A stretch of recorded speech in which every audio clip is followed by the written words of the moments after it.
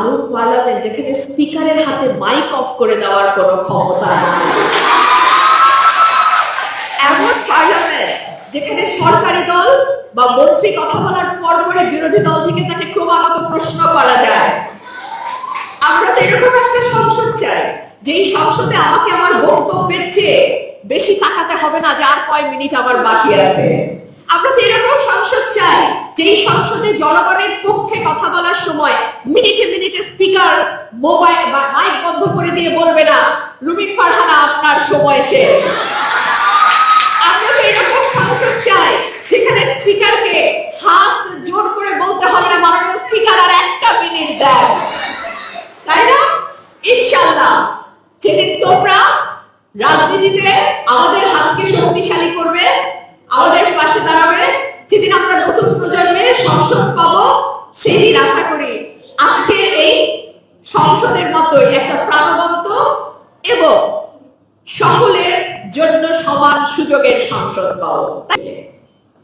আমরা যখন জুলাইয়ে দেখলাম পুলিশের বুলেটের সামনে নারীরা, মিছিলের অগ্রভাগে নারীরা, দেয়াল লিখনে নারীরা, আমরা যখন দেখলাম রাতে হলগুলোর তালা ভেঙে আমার বোনেরা রাস্তায় নেমে আসছে, তখন তো আমরা কেউ হিসাব করি নাই যে ওই মেয়েটি কোন দলের, সেই মেয়েটি কোন মতের, ওই মেয়েটি তার ব্যক্তিগত জীবনে কেমন জীবন যাপন করে, আমরা তো কেউ হিসাব করি নাই। বাংলাদেশের 18 কোটি মানুষ মেয়েদের এই নেতৃত্বের সুবিধাভোগী। বাংলাদেশের প্রত্যেকটা রাজনৈতিক দলের ঋণ আছে আমাদের নারী সমাজের প্রতি। আমরা যদি জুলাইয়ের পথে না নামতাম, আমি আজকে চ্যালেঞ্জ করে বলে যাই জুলাই সফল হতো না। না না, কেন জানো? পুরুষদের খুব সহজে রাজনৈতিক ট্যাগ দিয়ে দেওয়া যায়, আর ও তো বিএনপি করে, ও তো আওয়ামী লীগ করে, ও তো জামাত করে, ও তো শিবির করে। একটা নারীকে এত সহজে রাজনৈতিক ট্যাগ দেওয়া যায় না। সেই কারণে যখন আমার এতগুলো অরাজনৈতিক বোন নেমেছে পথে, আমরা বুঝেছি এই আন্দোলন কোনো দলের আন্দোলন নয়, এই আন্দোলন সাধারণ গণমানুষের আন্দোলন। যখন আমাদের অভিভাবক মা খালারা পথে নেমে ছোট ছোট কিশোর তরুণদের হাতে পানি তুলে দিয়েছে, খাবার তুলে দিয়েছে, তখন এই আন্দোলন সাধারণ মানুষের মধ্যে গ্রহণযোগ্যতা এবং ন্যায্যতা পেয়েছে। এরপরে নারীকে মেইনস্ট্রিমে জায়গা দিতে আমাদের কারো ভালো লাগে না। আমাকে যখন বলা হয় বাংলাদেশের রাজনীতির অঙ্গন কতটা নারীবান্ধব, তখন আমি বলতে বাধ্য হই একটি দল 0% আর আরেকটি দল অনেক টেনে টুনে 3%। সেই মত দেন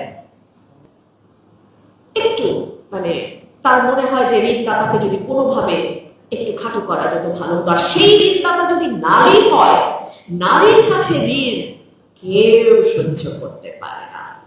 সে কারণে নারীকে আটকে রাখো, বন্ধ করো, অস্বীকার করো, মুছে ফেলো, নারীর কোনো অবদান থাকতে পারে না, এটা জোর গলায় প্রকাশ করো। আর কেউ যদি তার নিজের ভাগের হিসাব বুঝতে চায়, তার চরিত্র নিয়ে আলাপ করো, তার পোশাক নিয়ে কথা বলো, তার চোখের কাজল কতটা লেপটে গেল সেটা নিয়েও আলাপ করো। আর তাকে যদি ভীষণ রকম অপছন্দ হয়, এত জোর গলা মেয়ে মানুষের, তাকে বিন্দুবাসী বলে ডাকো। সুতরাং আমার হাত জোর অনুরোধ থাকবে, প্লিজ এই বাধা আসবেই, এটাকে গায়ে মানবার কিচ্ছু না। তোমার জীবন তোমার, এবং তুমি একা এই জীবনের জন্য রেসপন্সিবল, আর কেউ না। সুতরাং যে তোমার জীবনের বিলগুলো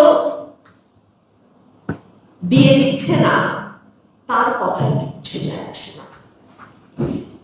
কেউ তার নিজের জীবনের ফ্রাস্ট্রেশন, নিজের জীবনের কষ্ট, নিজের জীবনের ব্যর্থতা, নিজের জীবনের অপ্রাপ্তি, না পাওয়া, এগুলোকে সব, তার ভিতরে যে ক্ষুব্ধতা, সেটা উগড়ে দেবার জন্য সামাজিক যোগাযোগ মাধ্যম ব্যবহার করতেই পারে। তোমার সাফল্য, তোমার সৌন্দর্য, তোমার মাথা উঁচু করে দাঁড়ানো অনেকের কাছে অসহনীয় মনে হতেই পারে, কিন্তু মনে রেখো, তাতে যদি তুমি থেমে যাও, তুমি তাকেই শক্তিশালী করলে।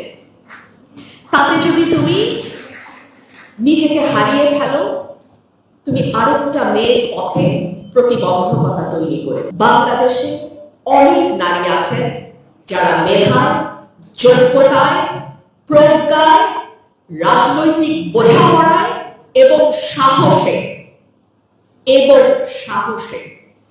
হাজারটা পুরুষের চেয়ে অনেক অনেক বেশি যোগ্য। কিন্তু আমার কাছে মনে হয় চিরকালীন যে অস্ত্রটা মেয়েদের বিরুদ্ধে ব্যবহার করা হয়েছে, অতি ব্যবহারে এই অস্ত্রটা কি এখনো পুরনো হয় নাই? এখনো কি আমরা সেই চরিত্র, সেই চেহারা, সেই সাজ, সেই শাড়ি পরা, সেই মাথায় হিজাব দেওয়া, সেই টিপ পরা, সেই গলায় মালা পরা, এগুলোর মধ্যেই কি আমরা, এই সমালোচনাগুলোর ভয়ে কি আমরা আটকে থাকবো? আর কত বছর? আমি আপনাদের অনুরোধ করব, আমি তোমাদেরকে অনুরোধ করব, তোমরা যেমন জুলাইয়ে আমাদেরকে পথ দেখিয়েছিলে, সাহস দিয়েছিলে এবং বুঝিয়েছিলে গণমানুষের অভ্যুত্থান কখনো বৃথা যায় না। সামনের লড়াইটা আমাদের নিজেদের জন্য আমরা লড়ব, আমাদের নিজেদের অধিকারের জন্য লড়ব। যারা 18 কোটি মানুষের জন্য লড়াই করে জয় পায়, তারা কি 9 কোটি বা অর্ধেক 50% মানুষের জন্য লড়াই করে জয় পাবে না? সো তোমাদের কাছে আমার অনুরোধ থাকবে, কি বললো, কি ভাবলো, তাতে কিচ্ছু যায় আসে না। নিজেকে যোগ্য করো আর ঈশ্বরের উপর, আল্লাহর উপর, খোদার উপর, ভগবানের উপর, যার যে ধর্ম, পূর্ণ আস্থা রাখো। বিশ্বাস করো, মানুষের উপর আস্থা ভেঙে যায়, মানুষ প্রতিশ্রুতি পূরণ করতে পারে না। কিন্তু তোমার নিয়ত যদি সৎ হয়, তোমার চাওয়া যদি সৎ হয়, সৃষ্টিকর্তা কখনোই বিমুখ করে না। সুতরাং আমি আশা করব, আরেকটা বিষয়, আজকে একটা চমৎকার প্রাণবন্ত পার্লামেন্ট দেখলাম, আর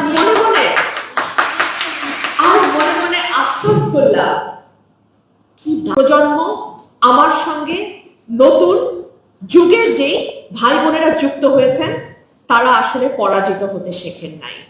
এবং তারই ধারাবাহিকতায় আমরা দেখলাম 5ই অগস্ট, যেটা আমাদের সামনে আবারও স্পষ্ট করে বার্তা দিল, কোনো অন্যায় দীর্ঘদিন চলতে পারে না, কোনো দুঃশাসন চিরস্থায়ী নয়, প্রত্যেকটি মানুষের বিকল্প